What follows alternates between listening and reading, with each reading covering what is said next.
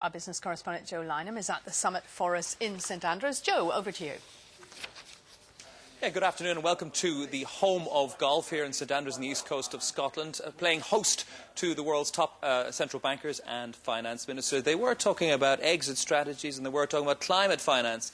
And then the Prime Minister came along and threw a verbal hand grenade into the debate by talking about a transaction tax on banks and resetting the relationship between the financial institutions and the public, which have been, put it mildly, tarnished of late. Now, with me are two people who could help us get through this debate. Oliver Scott from Need to Know News, and first of all, Max Lawson from Oxfam. You, I'm guessing, are welcoming some sort of Tobin tax or a transaction tax on banks. Absolutely. We think it's a great idea to make the banks pay for the mess that they've caused.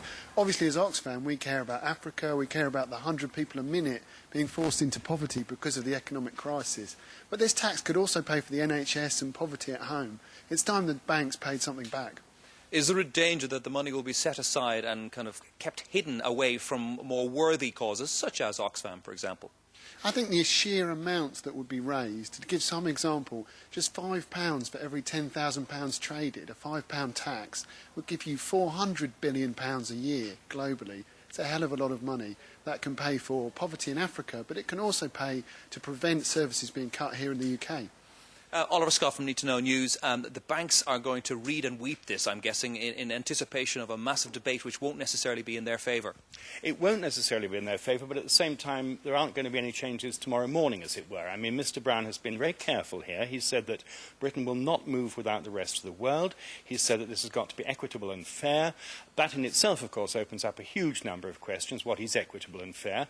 That, in turn, leaves aside very important details, like if they are going to pay some kind of tax, how are they going to pay it? Are they going to pay it monthly? Are they going to settle their bills, so to speak? Are they going to have to pay a flat rate, a percentage rate? I mean, there's an enormous amount of detail and principle to go into before it really gets anywhere.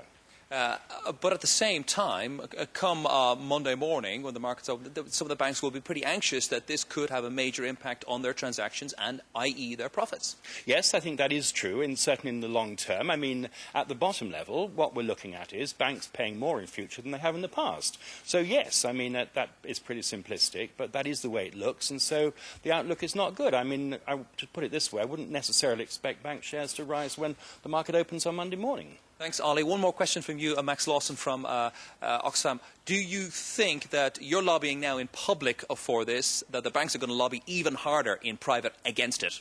Definitely, and the influence of the city is enormous, but also the influence of the British public. As we run towards the election, people are very angry with the banks and they don't want to see services cut because of the mess that was created by those banks. I think it's all about votes in the next few months. It's not just about the banks. Max Lawson from Oxfam and Oliver Scott from Need to Know News, thank you very much. So there we have it. We were supposed to be talking about climate finance, we were supposed to be talking about exit strategies and the internal discussions going on in the building behind me in the Fairmont Hotel in St Andrews. Now we're talking about a transaction tax and the resetting of relationships between banks and the public. Joe, thanks very much indeed. Joe Lynam there, and plenty more, of course.